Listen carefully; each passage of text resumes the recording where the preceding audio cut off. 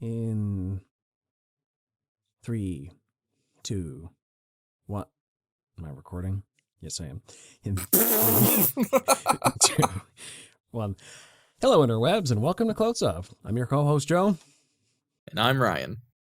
Today, Ryan and I are going to be talking about Star Wars, The Clone Wars, the 2008 Lucasfilm series, the cartoon exploring the events between Star Wars Episodes 2 and 3. If you're watching this, you probably know, but we just want to give you a warning. We're going to be probably discussing major spoilers for the whole show, potentially some spoilers for Star Wars Rebels, The Bad Batch, as well. We're going to try to refrain from Ahsoka spoilers because that show's still ongoing as of the time of this recording. But maybe some minor spoilers for Ahsoka episode 1 through 6. It might come up. So going on to our medium shot now. What was your first exposure to Star Wars The Clone Wars?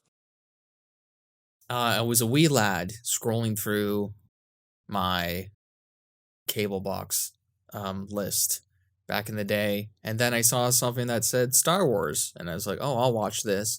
And it was a cartoon, but it was Anakin and Count Dooku fighting in a desert, and you're like, I've never seen this in live action. What is this? Is this possible? And I believe it was the movie that I was watching.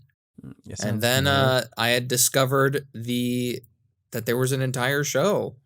And I think that was the first time ever where I actually tried to pay attention to release schedules, because, well, besides the first 2 seasons, they got a little bit more episodic later on.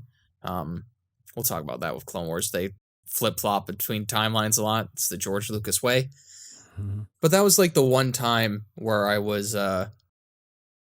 very paying attention to when release schedules were happening, especially during one arc in season 4 involving Ahsoka, which I won't talk about yet.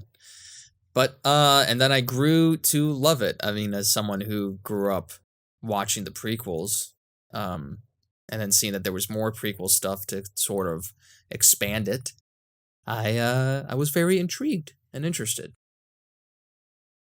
My journey with the Clone Wars began in 2008 when it released. I remember going to the Bayfield Mall in Barrie. A lot of you probably would never have even heard of that, but it's basically a dead place now. But they used to have this theater in the mall, and I remember seeing the Clone Wars movie there. Probably opening weekend. I don't recall. I was 10 years old. But yeah, it was a packed audience, and I'm like, wow, a new Star Wars movie in theaters. This is going to be awesome. Although, even at 10 years old, I was that Star Wars fan who was like, what do you mean Anakin has an apprentice? She wasn't in Revenge of the Sith. What's this about? I don't understand. What are you adding new things for? And I did not warm up to the character right away. Like, I know she was created for our generation, but I was just like, okay. Even back when I was 10. Ahsoka would, of course, later grow on me a lot as I got to see her journey unfold. But even at the time, I didn't really care for that movie pilot. And we can go on about this a little longer. But that movie was essentially the first 3 episodes rolled into one and presented as a feature film, which I believe was a mistake. It wasn't that good, honestly. But it was Star Wars, and I liked it. And then I tuned in for the show, and at the time, the art style just never really sat right with me. I don't know. It was weird because I was into everything Star Wars at that time, but I just couldn't get into the Clone Wars. I tried for the first half of season 1, probably, and I just couldn't keep up with it. I don't know why. The animation from the movie and the first season is pretty rough. It got way more smoothed out later on in season, but there's some rough patches. It was just the style. It's just this 3D animation style on TV, something I'd never seen before, and it was off-putting, which is, we're going to get into that in a little bit. But it wasn't until years later, I'd say about 2013, 2014, when the Clone Wars came to Netflix and they did that season 6, that I decided, okay, I'm a little bit older. I'm nearly in high school now. Let's rewatch this with some fresh eyes. And then I loved it. I got all the way through season 6. through season 1 all the way to 6. And I'm like, oh, why didn't I watch this as a kid? This was awesome. And I've been a massive proponent for the show ever since, all the way up to season 7 on Disney Plus. Continue to watch them, and made me a big fan of the Dave Filoni TV verse and just all his Star Wars in general. Mm-hmm. I don't think we're going to be talking much about the Clone Wars micro series by Gendy Tartakovsky today. You could argue, yeah, maybe this is a Clone Wars animation episode. It might come up. Here's a review. It's good. Yeah. But that's kind of what I was comparing it to at the time, because that was the Clone Wars that I remembered as a kid. I still have them on DVD. And they were short, but nice. they were really stylistic, and they were just awesome. So the pacing of the 3D series always felt a little bit more weird to me at the time. It was just, the 2D series is just constant in-your-face action, massive battles, ridiculous amounts of clones and droids and ships at all time, filling the screen. It's just an overload on your senses. And this Clone Wars was more measured and talking and politics included, and a lot of mulling over the effects and dangers of war, and like, are clones human beings too? Like, there were all these deep philosophical questions I didn't really grasp with at the time. Yeah. The very first episode of Clone Wars is Yoda and Dooku trying to win over the political aid of another planet. And it follows the adventures of the Separatists trying to take out Yoda and 3 other clone troopers, which basically kind of sets up the whole show. But as a kid, you're like, what? And they're talking like, not political jargon, but it was tailored towards kids, but didn't treat them as kids. I still remember the scene from that one episode where the clones are willing to sacrifice themselves for Yoda, and they say, well, you're the important one here to get to this delegation to do the politicking. We're just soldiers. We're expendable. We're clones. Our lives don't matter. And Yoda basically told them, in the eyes of the Force, you're all living beings, just as equal and worthy as one another, as me even. And that was pretty important to set up right off the gate that clones are people too, and not everyone sees them that way, General Krill. But in the terms of this show, they are not disposable soldiers. They all look the same, but they act differently and are unique people. They all have different personalities, yeah. Which they didn't necessarily do that part great right up front. No. I don't think the show really got into full swing until Rookies. It was about episode 5. Mm-hmm. When we meet Domino Squad, 5's Echo Heavy, the other 2 guys. Yeah, and you follow a lot of those troopers in that squad throughout the series, and some stick around for a lot longer than others.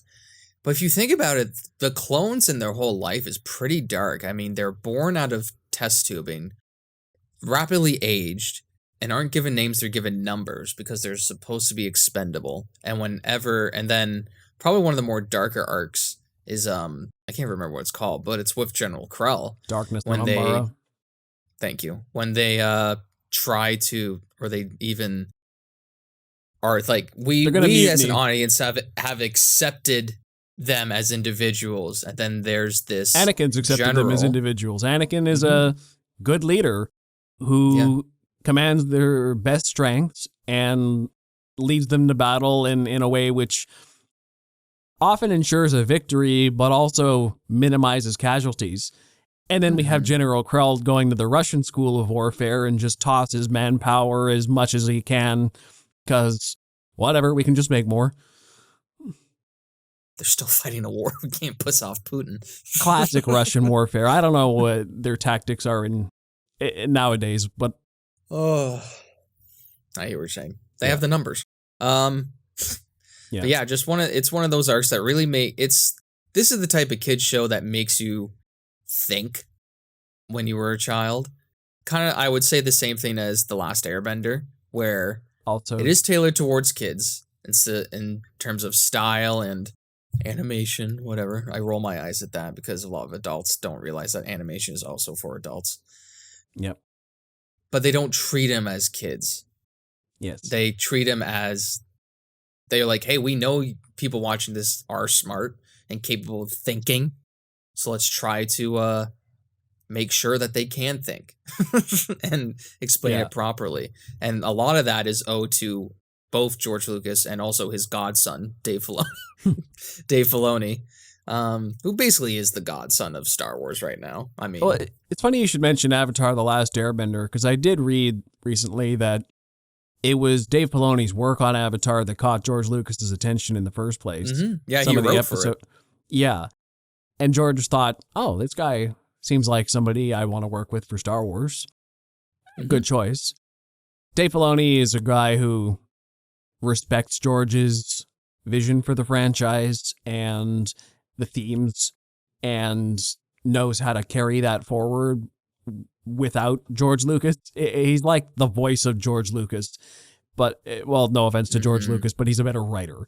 George Lucas was always a great ideas guy, but he was never the best at executing those ideas. Yeah. Dave Filoni's got that happy medium. He understands it and has the talent to execute at the same time. Mm-hmm. I think all the power comes from the cowboy hat. Yeah. Although, once again, it's a team effort because George Lucas was also pretty heavily involved in this show, from what I recall. Oh, yeah. Dave Filoni wrote most of the episodes. He was the main showrunner, but George Lucas got final say on everything. Many of the ideas in this show were from his mind itself. The characters, the situations, the arcs. It was just Dave Filoni who made it happen. Yeah, I'm pretty sure Ahsoka as a character was George's idea. Or it was an idea to give Anakin an apprentice. And then I don't know how it works, but then I think I saw that clip. And then a clip years later of Rosario Dawson dressed as Ahsoka hugging George Lucas. So it was probably a collaboration, but I think it was George's idea first. And then years later, you see the amalgamation of that character. Speaking of Ahsoka, probably the most important character to come out of Clone Wars is her. Zero the Hutt. Her. Yeah. Zero the Hutt. Who is, like, whose gender is up to ambiguity. It's a weird thing. You could say that's a positive. It's which is LGBT good. Representation for Star Wars. The first LGBT character represented in Star Wars. I mean, they never made it like, they never spelled it out, but as an adult looking back, I'm like, yeah. Zero is, I don't know what Zero is. I thought they were funny when I watched the movie as a kid. It was like, oh, a Hutt with personality. Zero is the most interesting Hutt for sure. Yeah. Because Jabba's just angry all the time. Yeah. Zero is like, nobody takes them seriously. Yeah. They're just weird. Mm-hmm. I don't know. Oh, man. But Ahsoka. Anyway. But Ahsoka. Ahsoka Tano, who once again did not get off to the best start for me. No. I thought on she purpose, was... though. I think Anakin Skywalker had it right when he nicknamed her Snips. I'm like, oh, you're just so snippy at everything. You got to question everything all the time and give Anakin a hard time. Just follow some orders and be a good Padawan. And then if you think about it, Anakin was never like that either, so she was perfect for him. Mm-hmm. He's getting his worst tendencies thrown right back in his face and has to deal with it. Well, I love the idea of Obi-Wan believed that Ahsoka was supposed to be learning from him at first, and how that dynamic would have happened, I have no idea. But I think given Anakin a Padawan in the midst of the Clone Wars is a very interesting idea because, hey, it's wartime. He's technically not a master yet, but we need so many troops and just we need help. Like, it's literally a galaxy at war, and it would give the Chosen One some great training for himself. Also, she's very young. Watching the Ahsoka show, you realize just how young she was during the Clone Wars. It puts it I into think a she different was perspective for sure. 14 when she was introduced, and then by the Yeah. Siege of Mandalore, she's 17 or something like that. Which is crazy. Yeah, because when you hear Ashley voice her, you don't hear 17. You hear No. this very strong, like, stoic, but also snippy. I just never pictured her as, like, I knew she was a teenager when she started, but I thought she was a little bit older. She was always more emotionally intelligent. Yeah, very mature for her age. Her character design looks young, but she always... Yeah. Well, she's a soldier. She had to be mature. She was a commander. And it's kind of funny that the clone troopers were even younger than her, technically, which is, I guess, why she was a 14-year-old was allowed to command these grown men. It was a whole weird situation all around, but one of the best things about Clone Wars is watching Ahsoka grow from this impatient and snippy young apprentice who she and Anakin and everyone else are like, why the hell are you even here? To by the end of the show, she's a strong, confident commander who doesn't take bullshit from her underlings or the Jedi or her enemies or anybody. She's generally well respected. By an entire legion of clones, yeah. Yeah, so much so that they even paint her face on their helmets, even though she's not a Jedi anymore. Yeah. They'll go into battle with her Which, anytime. is that a court-martial? Anyway. Who knows? Probably not. The And Jedi Council probably like it's the 501st. They do whatever they want all the time. It's fine. Pretty well. But just getting to see that progression play out is... It's just a great experience in general. Because once again, I had no expectations for her going in, but she became so integral to the Star Wars universe by the end of the show.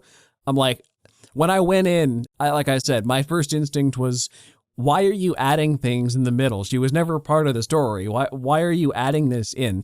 And by the end of the Clone Wars, I'm like, how did you never exist before? You're just so important to the story now. I don't understand how there was a time without you in Star Wars. How are you not in the prequels? How is this not a thing? Yeah.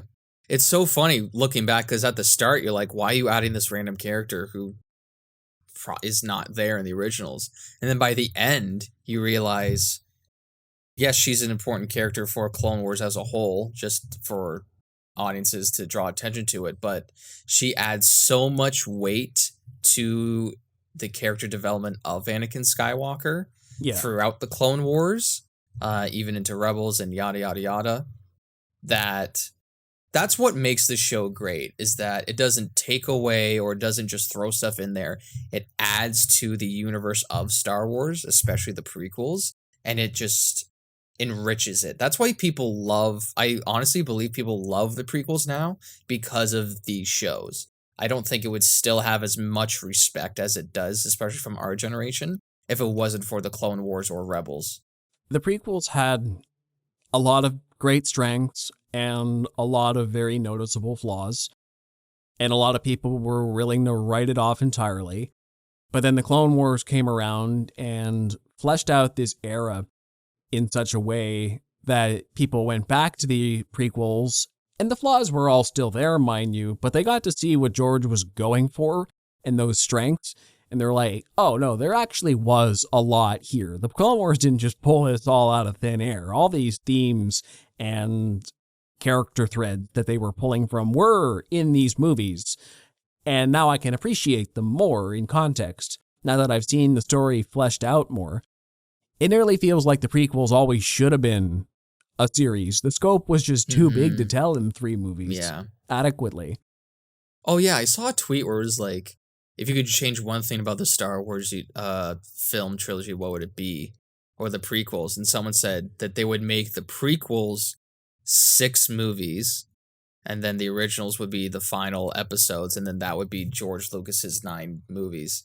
And a part of me was like, that's interesting, but also, what other 3 movies? You still need a lot more than 3 other movies. I'm gonna say those 3 would be set during the Clone Wars, probably.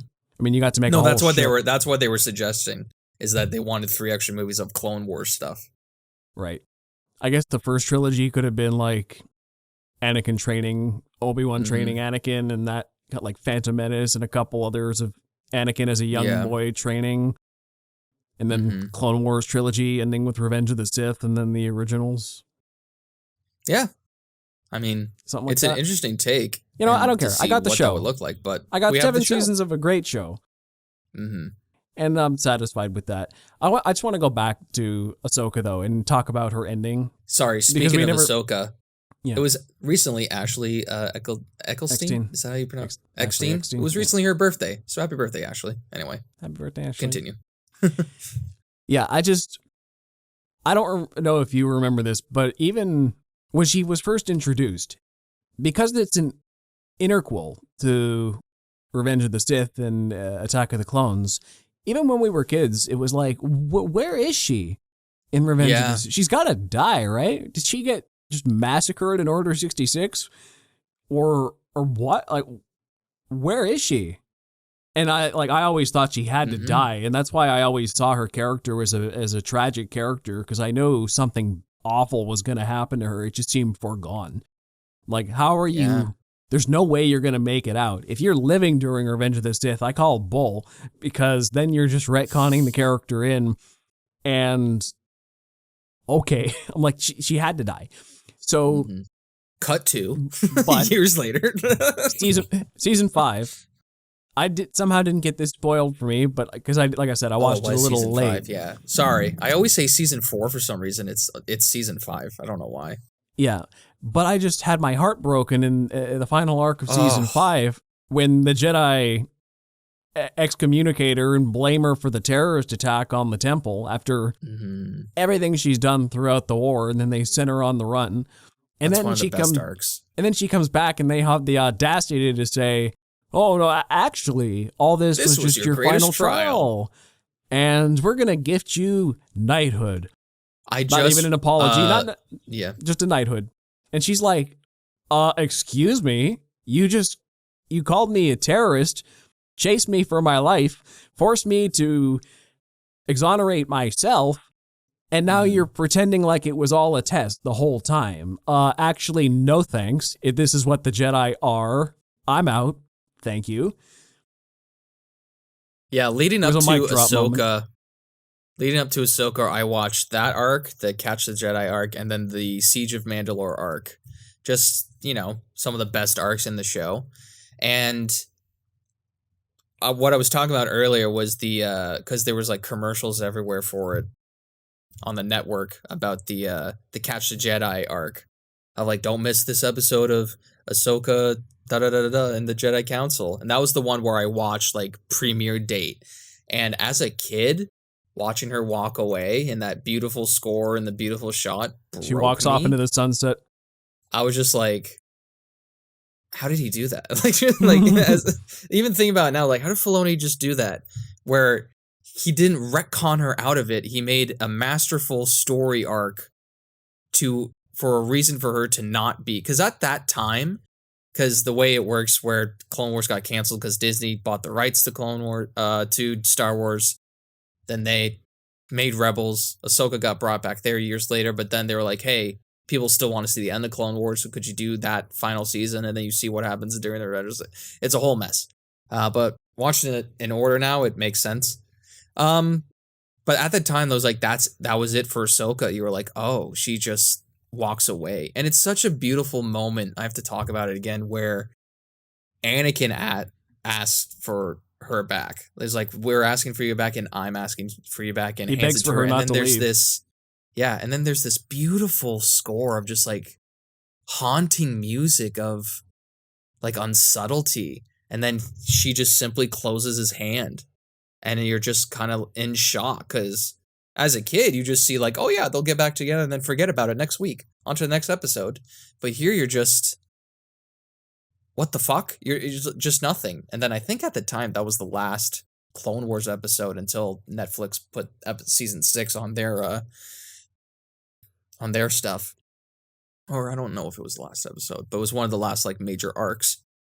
But just a beautiful, well-crafted story about, here's this character that you've learned to love throughout the entire series, and then here's another example of the Jedi Council being way too political, being way too caught up in war times and not really making evidence.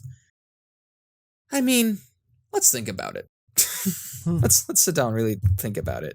You think the person who caused the bombing is actively investigating and trying to figure out who caused the bombing? Come on now. I don't think they were paying much attention to her. And a lot of people shit on Commander Wolf, who was the head Coruscant guard, for arresting her and hunting her down. He was just doing his job. Leave him alone. Leave him alone. I just have the dialogue for the ending here, because I wanted to remind myself what that was. Mm-hmm. So Anakin runs up to Ahsoka. Ahsoka, I need to talk to you.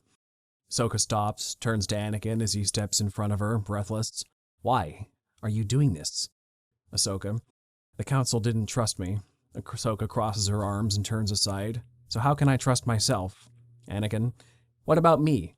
I believed in you. I stood by you. Ahsoka turns back to face Anakin. I know you believe in me, Anakin, and I'm grateful for that. But this isn't about you. I can't stay here any longer. Ahsoka turns aside again. Not now. Anakin, the Jedi Order is your life. You can't just throw it away like this. Ahsoka, you're making a mistake. Ahsoka faces Anakin. Maybe, but I have to sort this out on my own. Without the Council, and without you. Ahsoka turns her back on Anakin completely. Anakin sighs. I understand. More than you realize, I understand wanting to walk away from the Order. Ahsoka glances back over her shoulder. I know. And he widens his eyes in surprise, and she walks away. Almost reaches out for her, but stops and stays where he is, simply watching her leave. Ahsoka heads towards the steps, eyes watering. A single tear slips down her cheek. She descends the steps and disappears from view, fade to black. What a downer ending. I know. That's the first time she ever called him Anakin, too. Yeah. I just love the bit where she says, Master. I understand wanting to walk away from the Order. I know. Mm-hmm. It's a great... Yeah. It's like acknowledging his pain for the first time in a way he didn't... I don't think he realized how much she saw him or how isolated he really felt even before that moment. Yeah. One of my closest people in the world to me, like a little sister to me, is walking away from this. And I'm mad for her sake, but I'm really more mad that I'm staying. Mm-hmm. Because the Jedi Council treats me the same way, and I'm just I'm making excuses for them, and I don't even believe in what they're doing. Look at how they treated my apprentice, but who am I to be standing up for them now? She's right, and I should be walking away too. And that to me is one of the best moments for his arc. It's like, oh, well, no wonder he doesn't trust the Jedi by the time of Revenge of the Sith. Also, I think that was also a way of her saying, she knows about him and Padme. Where it's half of fucking Coruscant probably knows about him and Padme. They don't do it very subtly. But it's just another way of her just being I know, and just accepting it. It's a great way to build that connection. Even Obi-Wan acknowledges him and Padme quite a bit. And their relationship is expanded upon Anakin and Padme throughout the show as well. There's even a few adventures with Padme and Ahsoka. They become great friends. And one of the ones I think people don't talk about enough is that one when Ahsoka and Padme travel to the Separatist worlds. Yes. For Padme to talk to one of her old friends, and that's the arc where Ahsoka learns, wait, the Separatists aren't just battle droids and Trade Federation and whoever else, they're actual people who just don't want to be part of the Republic anymore. And why is the Republic fighting a whole war just to keep these people on the same side? Why don't they just let them go and save us all this bloodshed? What's this war even for? And Padme's like, yeah, that's the whole point. These are just people at the end of the day who want to secede. And they're fighting a whole war for the right to make their own choices. It humanized the entire separatist movement in a way that had never been done before. Wild. It just sucks that the separatist movement is the one with Count Dooku at the head of it. But even they, for his alleged bad deeds, he's still fighting for the common folk of his worlds. And it's obvious to see why they see him as a good leader. And I think it's even in that arc where they basically say, well, Count Dooku is basically, the Republic talks a lot of trash about him, but it's mostly propaganda. They're like, well, of course they're going to trash the great leader, Count Dooku. But look at what he does for us. He's fighting for our freedom.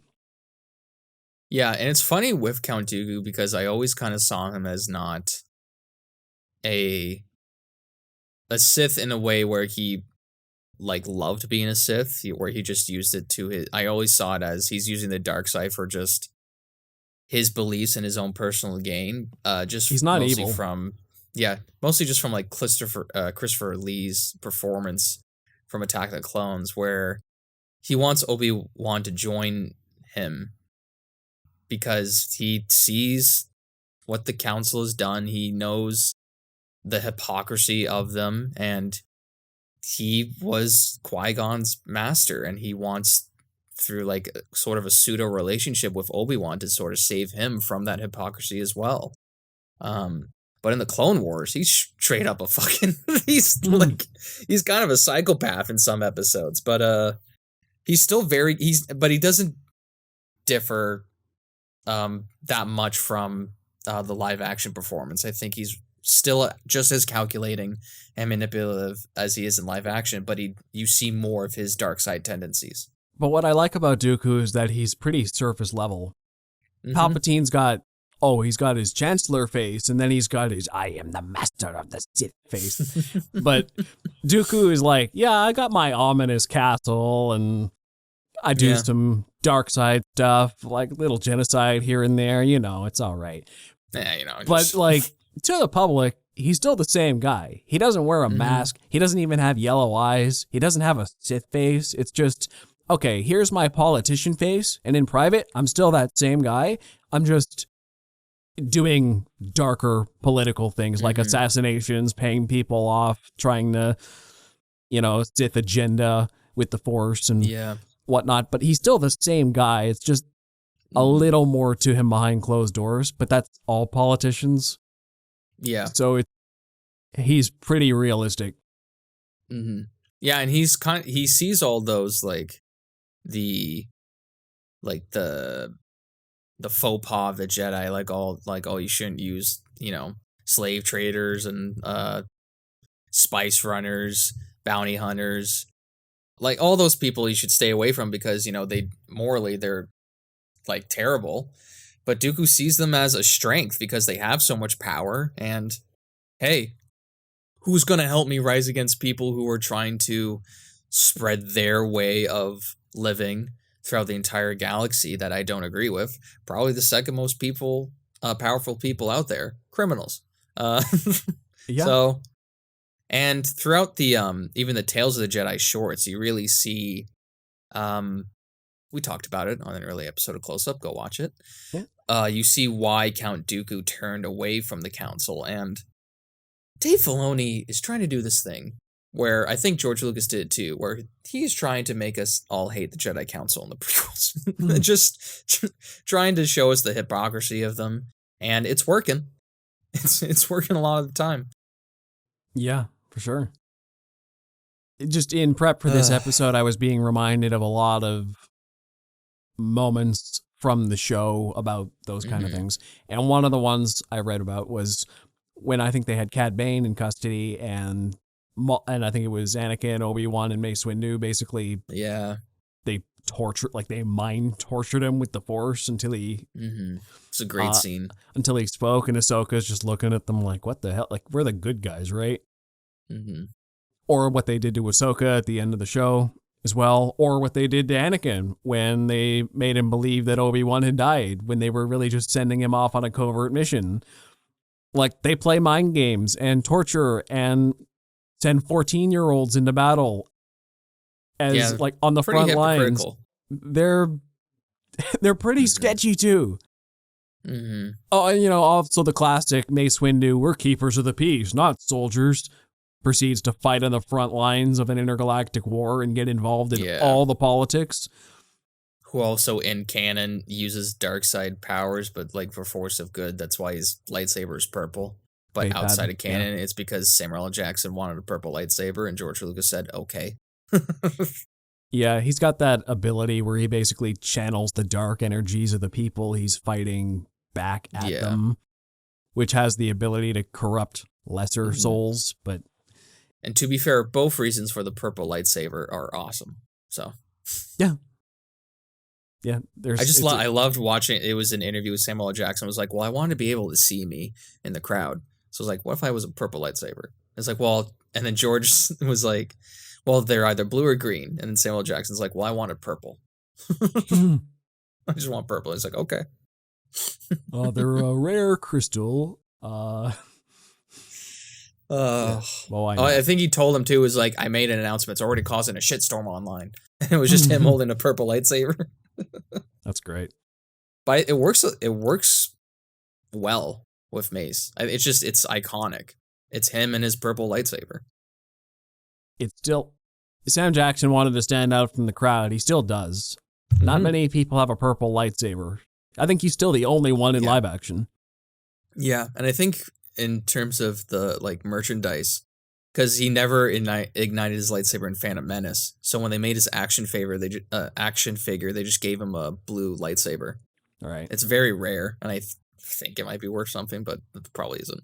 See, I knew you were gonna say blue because I feel like I've seen that picture too. Yeah, Mace Windu is pretty good on this show. He doesn't get a lot to do, but voiced by the same guy who originally played Kratos in the God of War trilogy. Yeah, I just remember him. The two arcs of Mace Windu's I remember specifically were the Siege of Ryloth when he's got to get over the bridge. I think that's the end of season 1, and that one where he teams up with Jar Jar the whole time. Terrence C. Carson. Sorry, I had to get the voice actor's name. For 2 episodes. Yeah, he teams up with Jar Jar quite a bit. I thought those ones were so funny, though, because I'm like, the most no-nonsense person in Star Wars versus the most nonsense person in Star Wars. Yeah. So fun. I think it's only like 2 arcs that they team up with. I think it's just 2 episodes. It's hilarious. They're memorable. I remember when I was doing a rewatch, I think a couple of years ago, I skipped a Jar Jar Binks arc, and then that arc is when Mace Windu fought the Night Sister Mother. So I was like, oh, I miss a fucking crazy battle. You know what? That's one of my favorite things about the Clone Wars is that this show got weird. This is the show Mace Windu could team up with Jar Jar and fight witches. Well, yeah, they introduced witches. Yeah, they have witches and all this Force magic stuff. And this is also the show with like the father, the son, and the daughter, and like these manifestations of the Force itself, which Anakin has to bring balance to, and in this weird parallel reality. There's probably more I'm forgetting, but the show got strange, and it was great. They allowed the Star Wars universe to go to places the movies wouldn't dare touch with a 10-foot pole. It's just general audiences can't handle that kind of weirdness. There was all this pseudoscience and fantasy stuff. Like one of the first arcs was the Malevolence, like the giant EMP grenade. It was just that could just take out all the ships. That was awesome. What other technologies were there? I feel like they had to take zombie worms, but they weren't like. Oh yeah, the zombie worms from Geonosis. Yeah, where they went into like full horror, and I saw this one comment. The virus outbreak on Naboo. Oh yeah, when they were in the when they were making the biological super weapon, and they had to. You know, after coming out of the pandemic and then watching sources of media before the pandemic talking about like bioweapons and how fast they like infect people and how unprepared people are, now I go accurate. Like I just finished a Spider-Man playthrough, the 2018 version, and then the Devil's Breath is the bioweapon. It should have infected way more than New York. It would have got out quicker. It would have, And somehow Spider-Man's immune? I don't know. They never explain that, but he's a superhero, so. But yeah, I just saw this one random comment, and I had to copy paste it because it made a good point about the diversity of genres in this series. They said, you want romance, action, mystery, drama, crime solving, fantasies, and fighting giant monsters. Mm-hmm. It's all that's in the Clone Wars. Yeah. It's a little bit of everything for everybody. There's even an animals' rights arc. I forgot about that. The Zillo Beast. The giant. Yeah, I forgot. That was sad. Who's got a... That was very sad. Because it was like the last of his kind, and the reason the Chancellor wanted him dead is because he had his skin or the his unbreakable armor. Unbreakable armor that could stop blasters, but also lightsabers. So... It was unstoppable armor, and it just rampaged through Coruscant until they had to put it down. Mm-hmm. Then, never saw that armor, but... it did come back in the Bad Batch.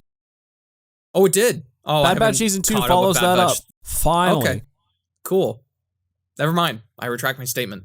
It only took them, 15 years to follow it up, but they did. Good. That's there's a lot of great arcs. Oh, yeah. The other one they didn't really follow up on was that one when Cad Bane was capturing the children, the Force-sensitive children. Well, and I know they rescue the children, but then they just stop. But we never hunting children. We never figured out what it was for. Yeah, because they brought... it's so weird, because he brings the children to Mustafar. Yeah. Which is kind of like a foreshadowing, but then they just never investigate Mustafar. It was one of those early season episodes, season 2. Cool idea. That's also the arc that introduced Cad Bane, I believe. Yeah. It was one of the most...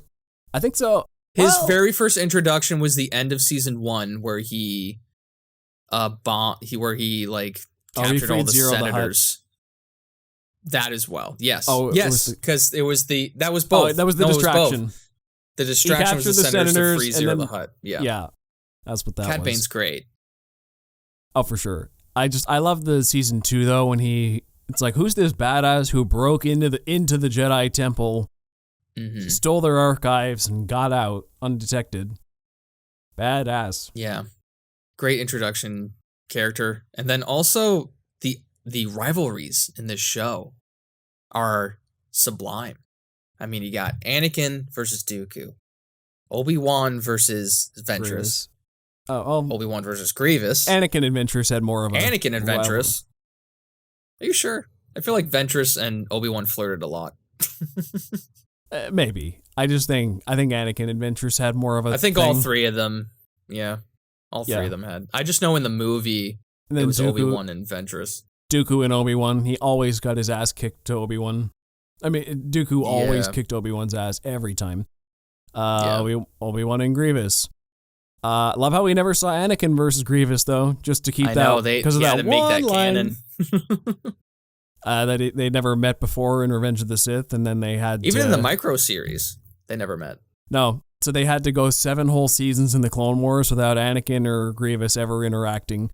There was one time they were so close, though. I think they were on the same planet, but then Grievous ran away before Anakin showed up. And I think Obi-Wan was like, I'll go after him. Okay. Yeah. Insane. Poor Dave Filoni. It's like, fuck. How cool would it be if Anakin fought Grievous, but I can't. Because he respects the canon. Even Ahsoka fought Grievous, like in one of the earlier episodes. Oh yeah, because she was still really young then, but he was like, he was hunting her. Mm-hmm. I remember that one. That was the one when they had Kit Fisto? R5 or no, it was like R3. Oh, the evil droid. Yeah. It was like R2 went missing in space and the Separatists found him, and then Grievous, he was a Separatist spy. Yeah. And Ahsoka, Ahsoka liked him more than R2, and Anakin was like, "What the hell? You like this upgraded droid better than R2? It's bull. I want my old toy back. I don't like this new toy." It's like, but it works so much better. R2 was a hunk of junk. No. The council's like, you need to let go of your feelings. No. I want my droid. Back. And then they admitted, oh yeah, other thing is that R2 had like all the Republic's battle plans in his brain. And then they cared. I forgot about that. Why do you care so much about this droid? Well, he's great in battle because he has all of our plans. They're just in his brain. Find it. What the? Oh, God. That's so funny. I just realized that. That went over my head as a kid. Then they freak out about it. But that also reminds me of my least favorite arc in the Clone Wars by a wide margin. Was that one where R2 and 3PO had to go get a cake topping for Padme's party? And then Cad Bane captures them? I think I skipped that one. It's the worst. I don't like anything with R2 and 3PO. I thought you were going to say the 5-episode arc with like the 5 droids and the little D-Squad. green dude. Yeah. I don't care about that one. Yeah, although it gave us Gregor. That's true. Commando. Yeah, that's my brother's favorite clone. And just because of that one arc. He didn't come back till Rebels. Yeah, he's a psychopath in Rebels. But it was still kick-ass, though, the way he sacrificed himself for D-Squad.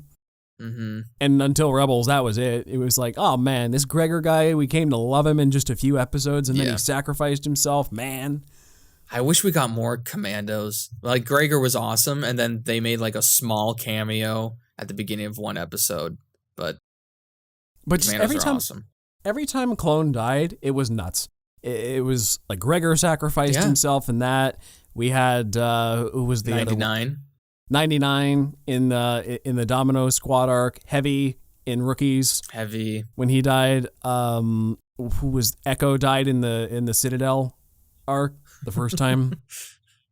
Fives was the big one. Fives when he found out about the chip in his brain and got hunted down. That was and everyone just thought he was nuts and a rogue clone. That was tragic too. Like, he was just and he was going crazy because nobody was believing him, and it was like a huge plot.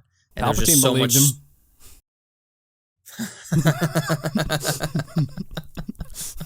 I believe you. I love that moment too, where you don't really see the full interaction between them, and then you enter into the room with Obi-Wan and Anakin, and you just see Fives pointing a gun like at Chancellor. Palpatine. Yeah. And they're like, whoa! What are we supposed to think?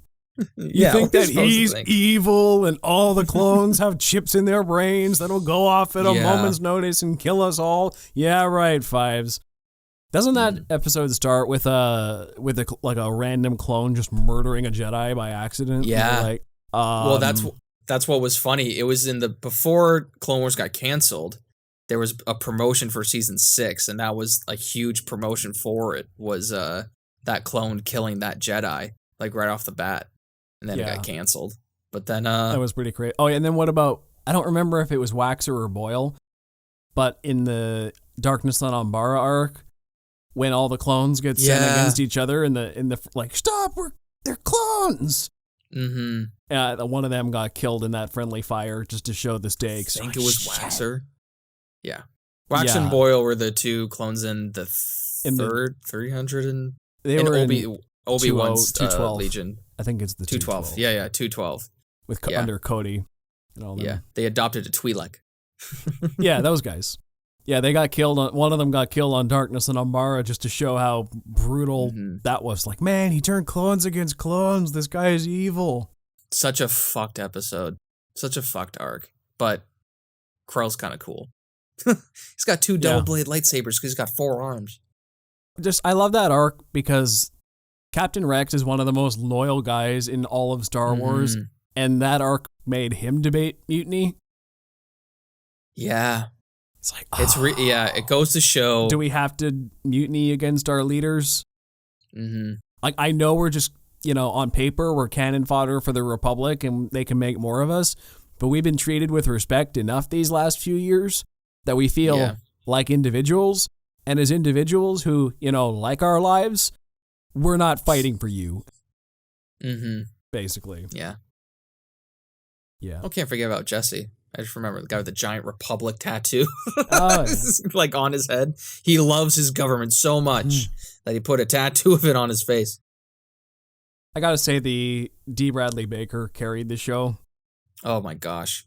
I mean, like, everybody's great. The voice acting across the board on this show is amazing. But D. Bradley, without him, there's no show. Yeah. He voiced every single clone. It's ridiculous. Insane. And made them all distinct characters. And he put inflections Yeah, on all of them.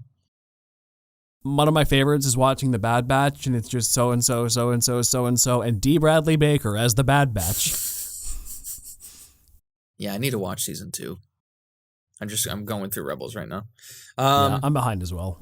I've seen half of it. Yeah, one of my favorite just kind of standalone episodes is when Rex and Cody are trying to figure out who amongst the clone. It's an early season 1 episode.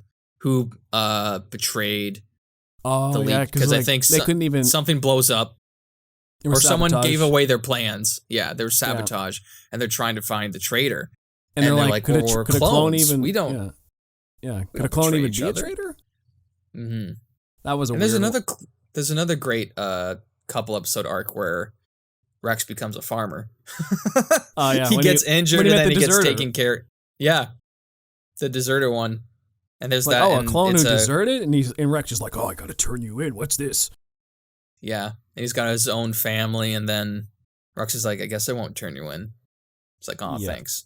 Can you come help fix my house because it got fucked up by commando droids?" No, I have to leave. Okay, take care of yourself. And then there's questions about different races, different aliens, procreating, creating children. How does that work? But who cares? It's Star Wars. I think I heard that the clones are sterile and that those weren't his biological kids. Oh. They're just kind of his adopted It makes sense kids. to have a mass army be sterile. I'd probably do that too. You can't have all those guys out there. Yeah, just with that DNA. One less thing to worry about. Yeah. And also, no distractions. To put it in simpler terms. Yeah. But if we're talking about voice acting, we gotta talk about Matt Lanter and James Arnold Taylor, respectfully. You got the picture? I have the picture. We had the chance to meet all three, but the Ahsoka line was way too long, and then Matt Lanter's line was kind of short, but we were also seeing Hayden Christensen. So we went to see James Arnold Taylor. Mm-hmm. And he talked to us in the Obi-Wan voice, which was really cool. He said, "May the Force be with you, and stay on the light side." And Ryan dressed as Red Hood, a clear anti-hero, was like, I said I was trying. I didn't want to disappoint Obi-Wan.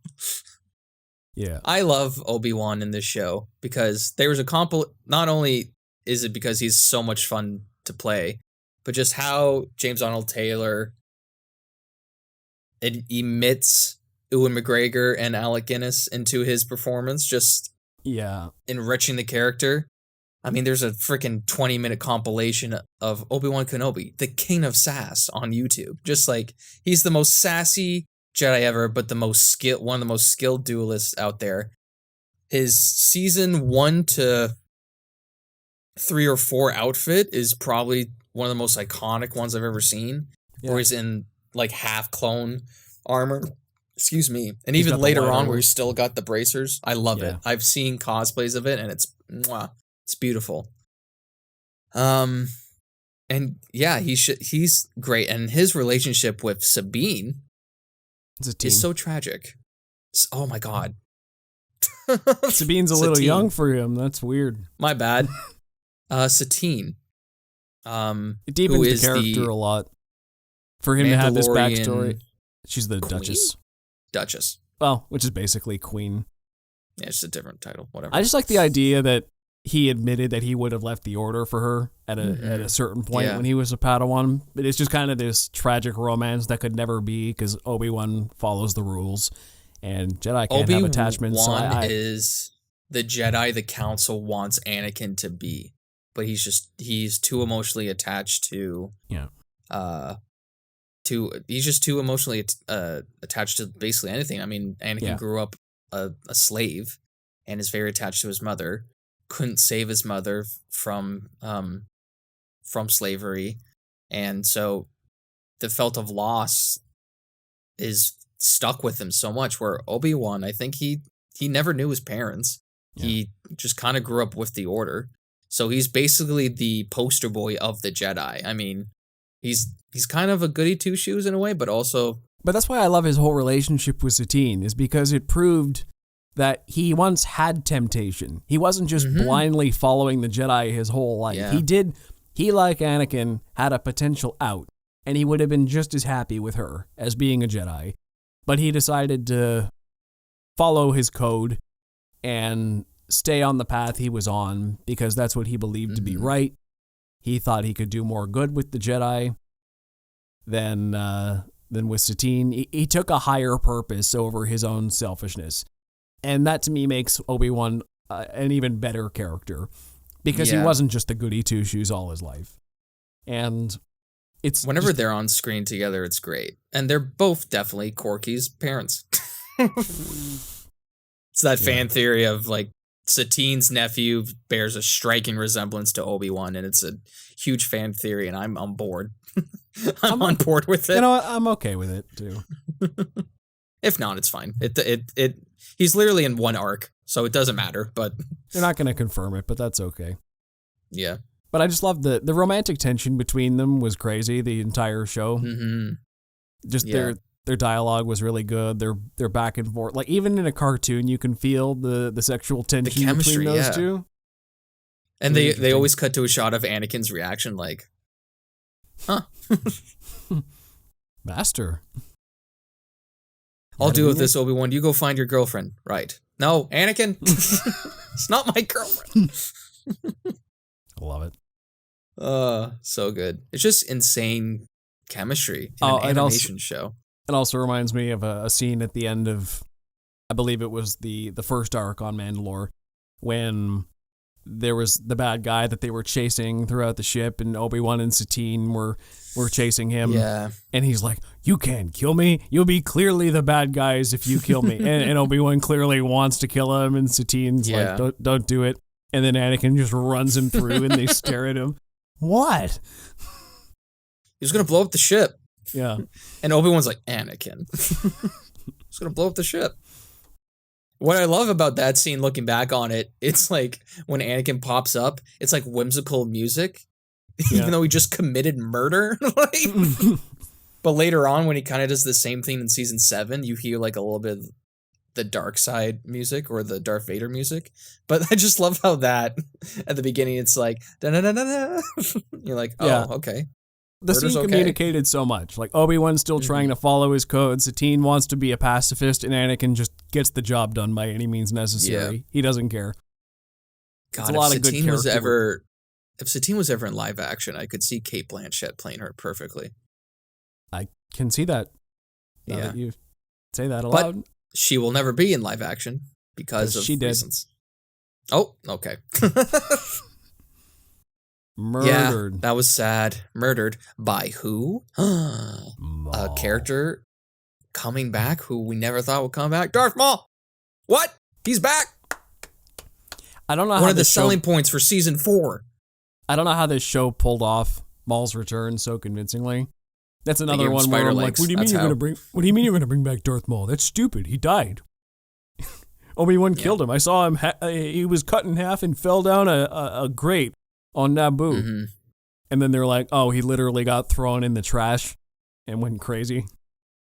Like, oh, I'm into this. And then he got revived by witches. I'm like, I love it. I'll take it. I mean, the way they do it too is actually very smart because they bring in this new character called Savage Opress. And the way they bring him in isn't to initially find Darth Maul. It's Ventress, who we have to talk about, who was actually from the micro series, but Dave Filoni liked her so much that they made her canon. Yeah. Or maybe George, whatever, both of them. Let's just say both of them. Ventress got betrayed by Count Dooku, so she goes to Dathomir because she has no other allies. That's where she's from. And she tries to find her own apprentice. And through trials and all that, they find the Dathomirian brothers. And out comes Savage Opress, voiced by Clancy Brown. Sorry, you have your powers, I have mine. And he becomes this beast of just an absolute unit of a powerhouse. And the way they do it is they trick. So Dooku needs a new apprentice, goes to the Dathomir witches, and then he gets Savage Opress through trials. But secretly, he is working for Ventress. And all to accumulate in the eventual assassination of Dooku. Spoiler alert, doesn't go well. Dooku's pretty good at fighting. And he commits genocide in retaliation, wipes out the Night Sisters. So then Savage goes back to Dathomir and is like, Mother, I'm too weak. Ventress betrayed me. Dooku betrayed me. What do I do? And then instead of the mother being like, hey, Ventress betrayed you, that's sad, she plays like both sides, which is great, which I love about the mother. She's like, go find your lost brother, Maul. And you're like, huh? What do you mean? And then that arc starts. And then when they bring him back, they find him with spider legs, which is interesting. And he's quoting the Sith code, which is in canon now, which is great. Yeah. And when they bring him back and he's back to his almost basically full potential, back to his sanity, he is beautifully played by the Sam Witwer.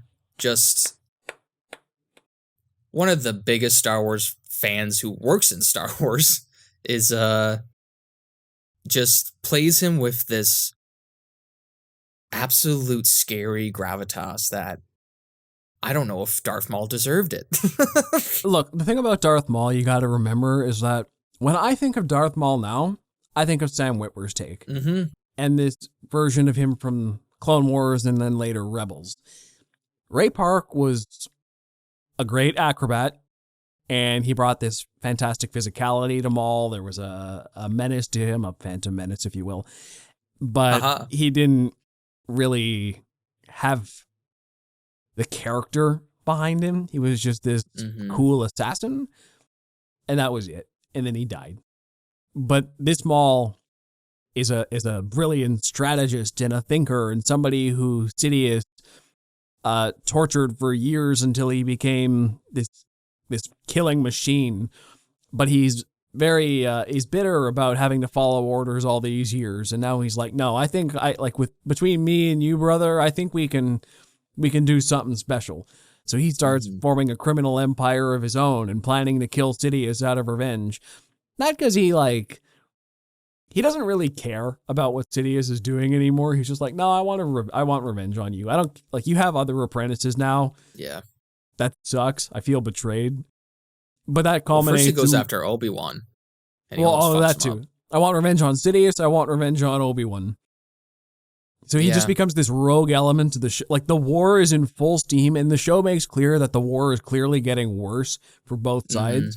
Separatists and Republic are both being exhausted. The Republic even more so, though, because they're losing clones faster than they can make them. They're getting child clones at this point because all the experienced guys are dying off, and they just keep making battle. Like, the Republic's also going bankrupt.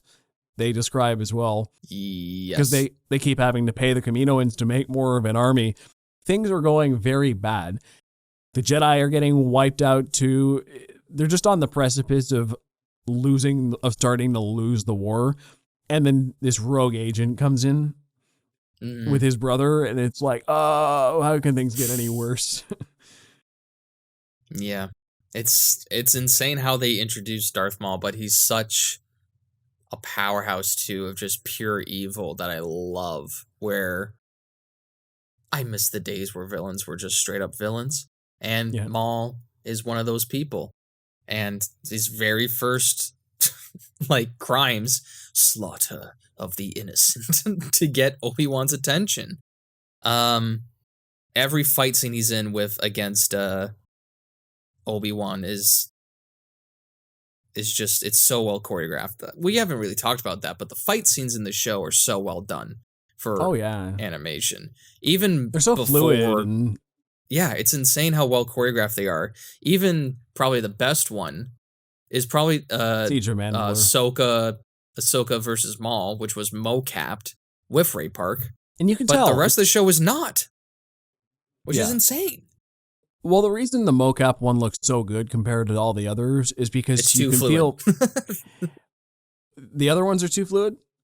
No, the Siege of Man, it's too smooth. It's it's so human. It's not just that; it's the weight to it. Like the way the characters are, like the other fights in this show, characters can just kind of bounce around weightlessly, and they have these superpowers. They can do backflips mid-fight, and it gets crazy. But the Ahsoka versus Maul is like, oh, your feet are firmly planted to the floor like two human beings in a sword fight. The way they're moving around doesn't feel like cartoon characters. It's lifelike in a way that the Clone Wars never had been. Not that that's a detracting statement for any of the other fights, because they're all awesome in their own way, but it is more cartoony. Yeah. But you're also doing these fights only the cartoons could do. It's like, if you want to see Jedi at their peak, the movies can only show you so much. Yeah. I mean, that's why animation is the best, because you can do fucking anything in it as long as you got money, which Disney has. Which Lucasfilm had. Lucasfilm has, yeah. Lucasfilm had it then. I think this show is one of the best looking shows ever, probably. I think, some of the animation. What I always said about this show is that you can feel how you want about the character models, but the backgrounds and and the ship designs, and like, if you're just looking at anything but the characters, it's nearly photorealistic. It's as good as any of the CGI in the movies, except for when they're trying to clearly stylize it to look more cartoony. But if you just take any of the characters out, and like, I think of, well, I got no specific examples, to be honest, but it's just really well done animation. It's beautiful. And it's smooth. It looks good. It's detailed. And they only got better as time went on. Season 7 Clone Wars is like, oh, well, these guys are masters of their craft now. It's refined, yeah. Yeah. And it's still unique. I never seen, besides other Dave Filoni Star Wars shows, I've never seen a style exactly like this. Even other 3D TV shows, cartoons, basically ape this style directly. 3D animation on TV was not a thing. It was seen as too expensive and impractical, and just, why would you do that? The technology's not there yet. But Lucasfilm, being as they are, they're boundary pushers. They prove that it could be done, and let's do a cartoon nobody's ever seen before. That's why the Genndy Tartakovsky 2D series was fantastic, because I think we talked about this before, but that series at the time was one of the most stylistically interesting on television at the time. We're like, Genndy Tartakovsky was making some of the most beautiful cartoons you could make on TV in the early 2000s. But this 3D series was something that had never been tried before. They were really doing something new with this. And they had some kinks to iron out. It didn't look fantastic the first couple years, or in that movie, but they kept working at it, and the potential was always there, and you could tell that. I was put off by it originally, as I mentioned, but I'm glad they stuck with it, because it looks fantastic where they're at today. Yeah, I love it. And it's so insane to see when Clone Wars initially got canceled, and then when it got brought back for 7th season, how much they enhanced their animation style. Yeah. Well, we should talk about it. I've never got on this rant on air before, I think. But, so the show was canceled in season 5. Go off. Yeah, the show was canceled in season 5. And then Netflix was like, hey, the show was canceled and it never got to finish. So, how about we release a season 6? And it's not going to be anything crazy. It's just going to be a couple extra arcs. 5's going crazy. I don't even remember the middle ones right now. But the ending was like Yoda going with the Wills off to discover the Force, and like on a spiritual journey with Qui-Gon, going to be Force ghosts. That's another one of those really weird ones that I forgot to mention earlier. And that was supposed to be it. That was the grand finale. Yoda discovering how to be a Force ghost with the spirit of Qui-Gon. And that was a good finale. And they may have even done more if Disney hadn't bought Lucasfilm and canceled the show. And that's not even what gets, like, that got me angry at the time, especially because they replaced it with Rebels, which I didn't even watch at the time. I'm like, it doesn't look targeted towards me. And I didn't watch that one for years after the fact. But no, what really, really pissed me off was when the marketing for season 7 started. And the marketing was along the lines of, the show gets to come back now for the ending it always deserved.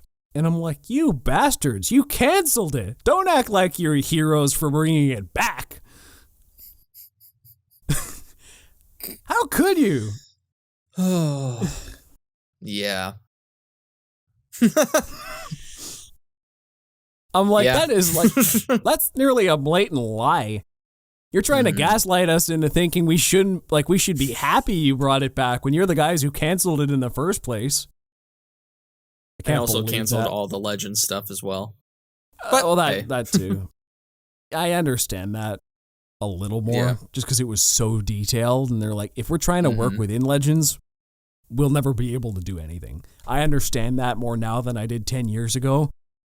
It still stung. Mm-hmm. I mean, a part of me I have to give like a little credit to them because they didn't have to bring it back.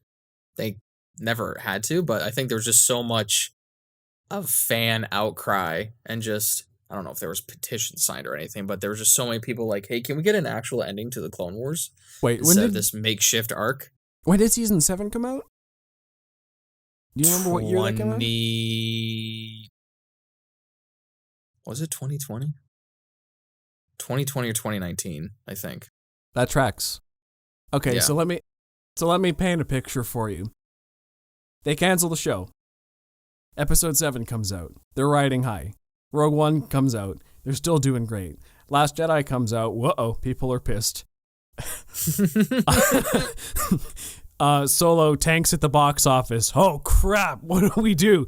Let's bring the Clone Wars back. I think everyone can agree on that, right? We get Dave Filoni back. We get he's already making The Mandalorian. That did okay somehow. Let's bring season 7 back. Just to get people back on our side again. It worked. Oh, and let's do the marketing so that they think we weren't the bad guys to begin with. We're the heroes. Oh my god. That's my interpretation of what I think happened in the Disney boardrooms around that time. Before that, they didn't bring it back for no reason. They brought it back because the franchise was floundering hard, and they were losing. Ron. And they were losing people's goodwill, so they needed something to bring us back. Just so happens season 7 is one of the best runs of episodes they ever did. The Siege of Mandalore is one of the all-time greats. I don't know how they pulled that off. Like, this show had me... And I think the final episode of season 7 came out on May the 4th. Really? I think. That's beautiful. From what I remember. And also the same time they added like free like add-ons to Jedi Fallen Order, which was nice. It's probably the most content we've gotten out of May the 4th in the last couple years, but wow. Yeah, I think they did something where because I'm pretty sure Mandalorian was coming out around the same time or something. Mandalorian came out around 2019. Like season 2, I think. Oh, okay. No, season 2 was in October. Something else was coming out. Maybe it was like a Marvel show or something. No, that doesn't make sense. I don't know. There was some scheduling thing. But I don't know. Maybe I don't know. It doesn't matter now. But I just remember May 4th coming out, or the day happening, and then watching the final episode on my phone and then crying. That's all I remember. When Rex turned and tried to kill Ahsoka, I'm like, I know you're not gonna die in this because I've seen you in Rebels. Whenever they do Order 66, it's always a tough watch. I think we just have so much trauma as people who grew up with it. Just hearing the music from it and then seeing the clones betray, and then the added bonus of knowing that arc from season 6, which I think I remember, if I remember correctly, all the arcs were finished from season 6. And the Yoda arc was in the middle of the works, and then it got canceled. And then Netflix was like, well, we'll pay you to finish it, and then release all of it. Yeah. And then I think that's what happened. I don't think they did all of them. They just did like half of them. Yeah, there's only 13 episodes or something. They only did the first half of the season they were going to do. Because they're usually like 20 episodes or something like that, 24. And season 6 is only 13, I think. Yes. and season 7's 12, but that's just of the Yeah. times. People don't want longer seasons, and they gave 4 of those episodes to the two twins that we don't care about. Anyway, I'm still mad about that. There's a deleted scene that they produced of Anakin and Obi-Wan talking about Ahsoka, and it's a great scene, but I don't know what that arc would have been like. My favorite part of that arc is the episode when they escaped from their prison cell and basically just ran around the bad guy's complex for half an hour and then ended up back in the prison cell at the end of the episode. But hey, character development. Was there though? I didn't like what literally was the point of this episode? You ended, and that's when they were releasing weekly. So you're just like, yeah, what am I watching? Can we just get to the finale, which was badass? The finale, please. Can we get her to hold in lightsabers that I saw in the trailer, please? Another scene that broke my heart in the finale was when they did that flash forward to the Republic cruiser being snowed over, and then a newly christened Vader finds Ahsoka's lightsabers at the crash site. For that brief moment, Vader is in Clone Wars. The animation version of him is... They did such a good job. That was a beautiful ending, I think, because it was... This whole thing is the context between Attack of the Clones up to the end of Revenge of the Sith. And I love how the whole arc, it was unexpected in that it actually bled into Revenge of the Sith. They're like, you care about characters like Rex and Ahsoka so much. What were they doing? Like Rex, Ahsoka, and Maul, what were they all doing during Revenge of the Sith? Which was a fantastic call. Like, we know what's happening during the movie. I love how they even call back to stuff in the movie just to sell you when this was taking place. And then the ending blows your mind and takes place after Revenge of the Sith. And you're like, wow, I think it's like a really complete story from... Yeah. I think it's episode 2 of the Siege of Mandalore arc where Obi-Wan reveals that because Count Dooku is dead. And then you, as a prequel fan, go, oh, we're in it. Like, we're in the Revenge of the Sith time. Shit's about to go down. Yeah, I think that was literally a scene. Like, there was a scene in Revenge of the Sith where Obi-Wan was in the council room talking to, well, not the the communications room, talking to other people, and we see the other side of that conversation play out. Yeah. It's like, oh, now we know. Yeah, it was like, I wish, where at the end of that scene, Mace says, like, something like, I sense a plot to destroy the Jedi, and then we see the rest of that scene in Clone Wars. I believe the end, like when Obi-Wan leaves that room, that's the scene when he's starting to talk about, he asks Anakin to spy on the Chancellor after that in the Revenge of the Sith. And it's like, oh, we know crap's going down on Anakin and Obi-Wan's side, but what are Ahsoka, Maul, and Rex up to? Yeah. I also love Ahsoka's against that as well. Like, she's so much like Anakin that you're asking Anakin to spy on one of his, like, only loyal friends. Because But now she can be like, now she can give them even more sass. Pff, no wonder I left you guys. Yeah. And then there's a great bit of back and forth where she like says something to Obi-Wan, and then Obi-Wan's like, that's not fair. And Ahsoka says, wasn't trying to be. I was like, damn, this 17-year-old gives no fucks. Most don't. It's true. If we're being honest here. What's your favorite arc, if you had to pick one? Oh, that's very tough. Should I reword it in a way? What's one that that you like a lot? It's hard because sometimes I like series of arcs that aren't necessarily like, yep, this is definitely like off the top of my head, I really like the Mandalore arc I was just thinking about. Like, you see early on Duchess Satine trying to navigate, like she's trying to be neutral, with the Death Watch. But there's a subset of her people that want to be warmongers, and it ends up pulling her out of neutrality, and then Darth Maul takes charge of the power vacuum, murders the Duchess, takes over Mandalore, expands Death Watch to turn the people into warmongers again, to the point where he's deposed from that too, and Mandalore is basically left everyone's for themselves. Like, you just see the Maul and Savage fight. You see the downfall of Mandalore as a culture from start to end. Like, oh, they were doing pretty well. And then by the end, it's like, oh man, you just like destroyed the planet basically. Yeah. Or, the arc where Ahsoka leaves the Order. That's great. Yeah. I also love I think my most influential one that made this show probably one of the best ever is the Mortez arc. the Mortis arc. Just the Mortis arc, yeah. Yep. Just, hey, there's gods now. Yeah. And I love how they expand in terms of, these wars don't matter. What really matters is the balance of the Force. And it just confirms that Anakin basically is the chosen one and how he's supposed to be the balance of it. And this is actually the first time I think we see Sam Witwer voice someone in the Clone Wars. He voices the brother, and he does a phenomenal job.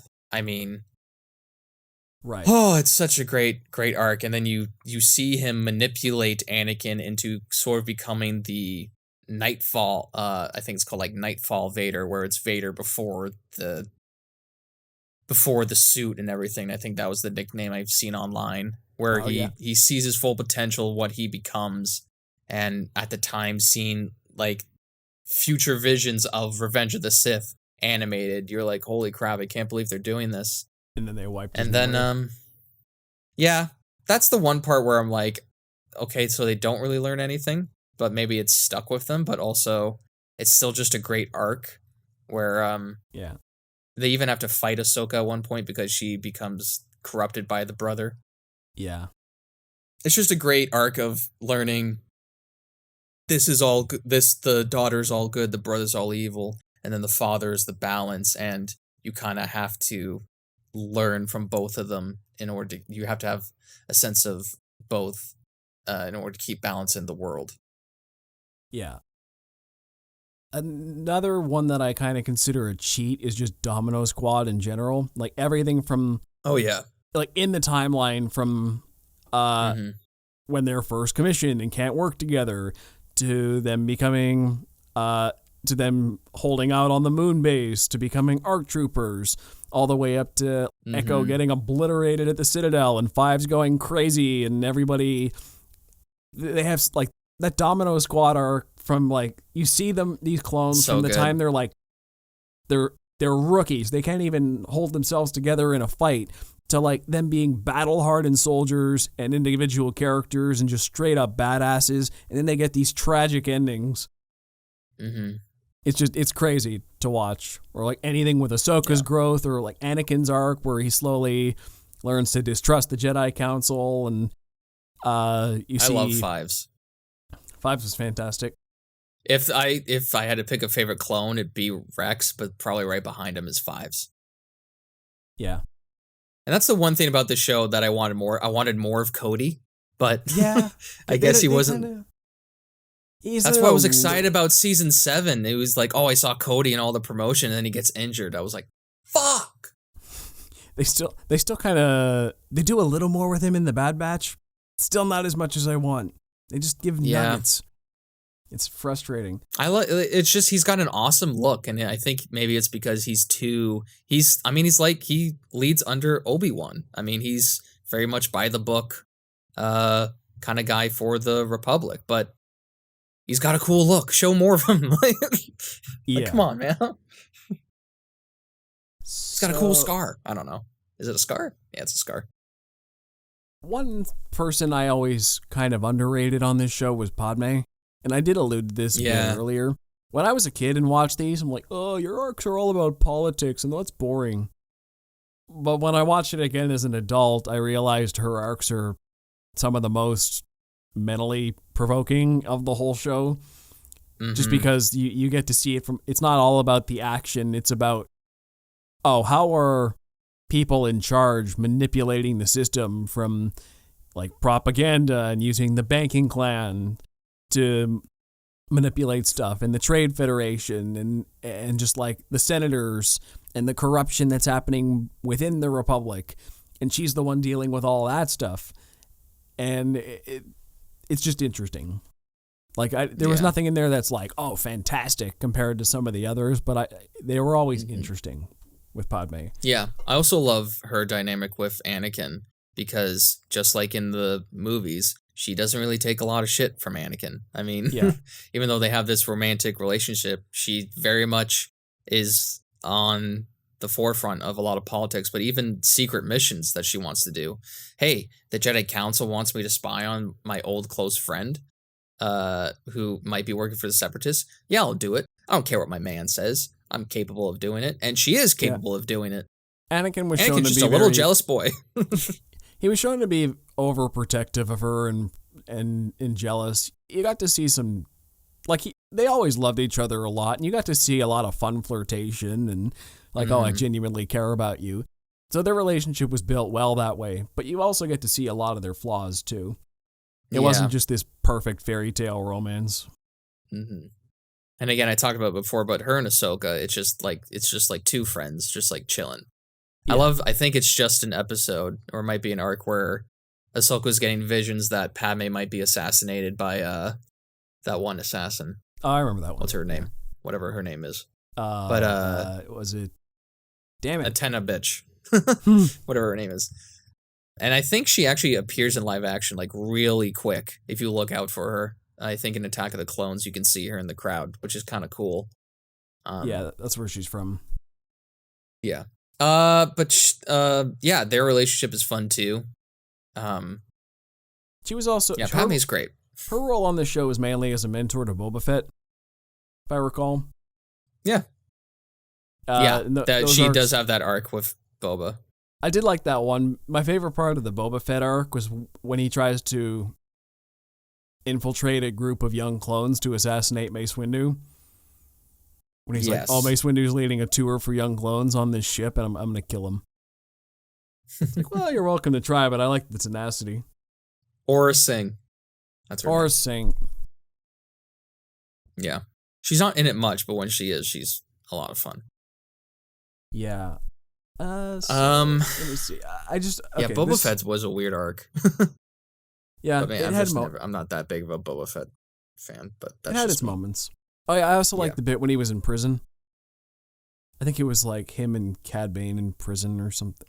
Oh yeah. Or was it Obi-Wan? He was with somebody.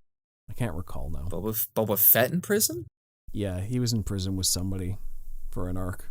Maybe. I love the arc where it's. How can we not mention Hondo? Hondo and Akka. Yeah. And that arc with Dooku, Obi-Wan, and Anakin all in prison together or being held ransom. And they all had to work together to escape. Which is really funny because Dooku and Anakin are just bickering with each other the whole time, and Obi-Wan's like, "This is not helping our situation. You guys keep it together for one day." That was a great one. There's also the arc with Ahsoka teaching the younglings at Ilum, getting their crystals, and then them trying to chase that. That's not even the one I was thinking. I was thinking the one when she was trapped in the forest with the younglings getting traced by the Trandoshan. That one was messed up. When they're getting hunted. Yeah. She straight up murders a guy. Yeah. Mm-hmm.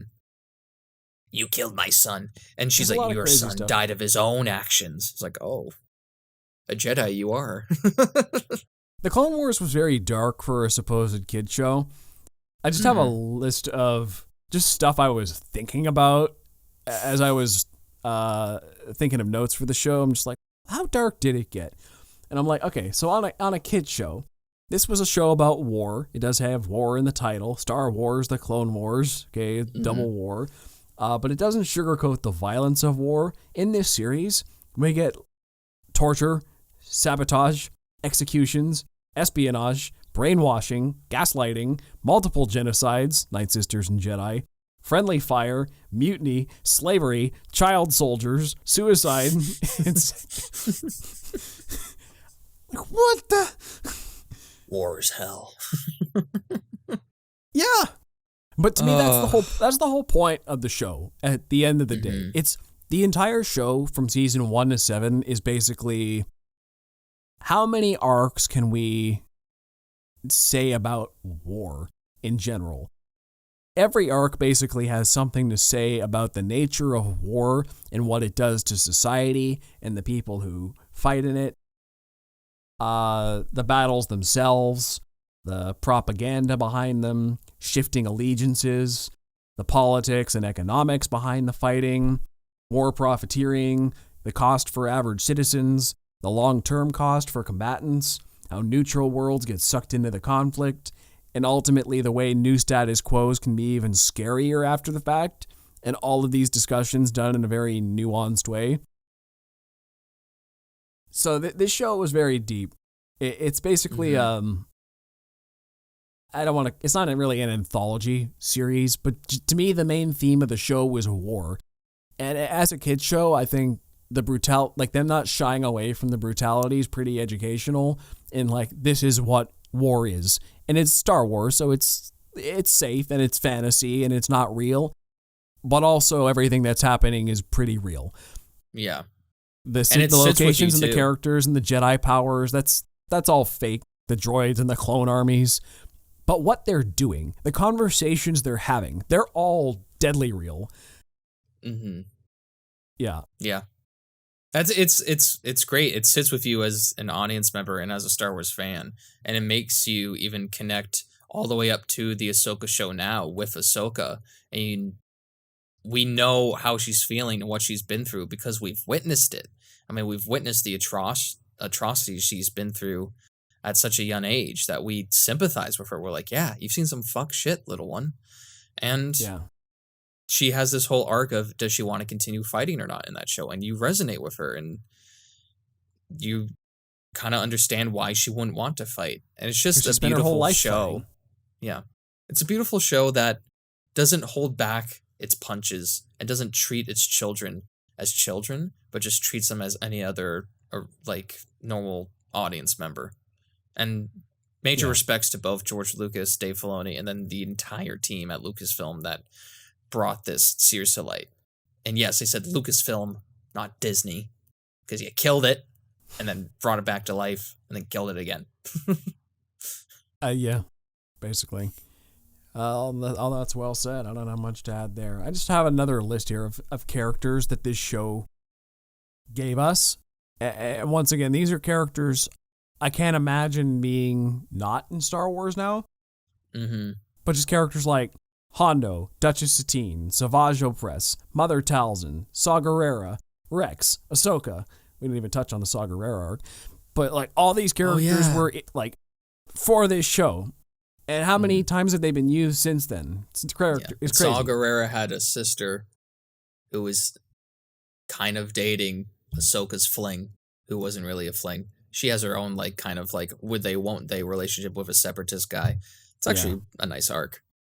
Never seen him again after the Saw Gerrera thing, but I don't know if he had any other purpose. But I actually rewatched clips of that where this separatist fling, I just looked up his name. I don't remember. Fuck, whatever. Something Bonterry, whatever. And where the separatist fling kisses Saw Gerrera's sister, and Ahsoka's like kind of cheering him on, like, there you go, buddy, like letting go of her attachment. So maybe that's how they're like, yeah, she's just supportive now. Interesting. Yeah. Interesting. I like that. But hey, it was one of those things was like, oh, Ahsoka this is her trial of attachment, but she ultimately just fucks off anyway. Yeah. I think it's interesting they never gave her a romantic lead, and that's fine. She didn't need it. So besides all the new characters, I think Clone Wars expanded a lot on old characters so much that they felt new again, like Maul, Ventress, Commander Cody, Anakin. Like these characters were all around before, but you actually made them way better. Mm-hmm. So that's basically what this show did. It just took everything about the era it was in and made it. It took nuance to it. It fleshed it out. It expanded the politics, the character arcs, just all of the war itself, and made it into kind of its own thing. I think, like I said, the Clone Wars season 1 to 7, without any of other Star Wars, is just a very good 7-season capsule about war in society. And like that's why I think this show as a work of art stands alone, even though you need context for the Star Wars story to understand a lot about it. But I think it stands alone pretty well It's one of the best offerings of Star Wars. And I think that's what Star Wars a lot of times is missing for me, is that examination of war on society. The prequels are more about the effects of politics and war. The originals are more about underdogs fighting against oppression to free themselves. The Clone Wars is more an even struggle of there's really no clear sides here. The Republic and the Separatists, once you really stop to examine them, like, yeah, the Separatists are run by the bad guys, but their cause isn't bad inherently. And both sides do some really messed up stuff in the name of victory. We're just following the Jedi and the supposed light side users and whatnot, but it's all still very nuanced. That's why I love stuff like that. Or Andor, that's also in the vein of the original trilogy. That's why do people want to rebel against oppression in the first place? How do grassroots movements start up from nothing? Like that, to me, I think is my favorite part of Star Wars. Now that I'm just talking about all this stuff, is just like, it's what sets it apart from other things. This is a fantasy story about war and its effects on a fictional galaxy, but like, what does it say about our society? Is where it's at its best. And the sequels are about incompetence. The sequels, okay, I'm going to give the sequels this. The closest thing I can think of for a good message is the sequels are essentially World War I Germany. The bad guys get crushed so hard that they just radicalize even further and come back with a vengeance. Not that World War I Germany were the bad guys per se, because that was more of a... World War I was a dick measuring contest for everybody. World War I wasn't really good versus bad, but the point is Germany, it wasn't like Germany didn't even start that war, but they got sanctioned so hard at the end of, like, they basically took all the blame for it and got sanctioned so hard, they radicalized into Nazis and nationalists and try to take their revenge on Europe after that. The First Order the First Order is basically the same way. Imperial supporters got crushed so hard, they came back with a vengeance. And that's maybe the closest thing to good politics I can think about for the sequels and war. But that's just me spinning. Clone Wars, fantastic. Clone Wars, fantastic show, fantastic action, storytelling, voice acting, and just animation. It's brought a generation of Star Wars fans together and just solidified why the prequels are great. And a lot of thanks is that to the vision of George Lucas and also the vision of Dave Filoni. And I have nothing but praise for both of them. If I ever meet either one of them, I will die on the spot. God, if either one of them ever came to Toronto, there's no way. It's just not even possible. I don't think you could handle Maybe George Dave. Lucas, but Dave, you could. Yeah. Dave seems like a chill guy. Like you just meet at a bar and buy a beer with. You just drink a beer with. Look, Dave's one of those ones where the real fans enjoy this. Well, okay, a lot of fans enjoy the stars of the shows. Oh, I know the names of the actors. I'll wait in line. Dave Filoni is like, the real fans have to know who's behind the shows. Yeah. Like, and I know a lot of them are, like, they overlap. A huge chunk of people know who Dave Filoni is, and they love the man, or they tolerate him. I don't know. He's got a lot of detractors for many reasons, but a lot of people know who he is. He's kind of like, I don't know. You ask an average Marvel person off the street, hey, who runs the MCU? A lot of people might pull the name Kevin Feige out. Mickey Mouse. But a lot of people also have no idea. Yeah, that's fair. He's the patron saint of Star Wars right now. Yep. And so far, the Ahsoka show, 1 through 6, we're loving it. So just keep coasting. Just keep doing what you're doing. This time capsule might date me, but they don't need to even stick the land. They don't need to do great. They just need to keep going to the ending and not suck, and it'll be. Yeah. I'll be happy at this point. Just land. Just do it normal. Just just pull out the wheels. Slow down, the rudder speed. You don't gotta Don't gotta do like a. All we ask is that roll? you don't suck. Just don't suck. Cut to us in a few weeks. Well, guys, it sucked. It sucked. It sucked way more. Thrawn really turned into a not. giant frog and ate everybody. Oh God. All right, let's wrap. Thrawn turned into Kylo Ren. Anyway. Oh my lord. You can find me at Ryan Walker Official on YouTube, TikTok, and on Instagram. So if Thrawn's Kylo Ren, that means he's Han Solo's son somehow? What? You can find me not on our problem. I know. It's a Disney problem. You can find me on Instagram, TikTok, and Facebook at ThoughtPlay Media. Also, check out the Close Up with Ryan and Joe Facebook page for latest updates on the show. If you listen to us in audio, check out our YouTube channel. And if you're on YouTube, find us anywhere you get your favorite podcasts. We hope to see you on the next Close Up with Ryan and Joe. Till next time.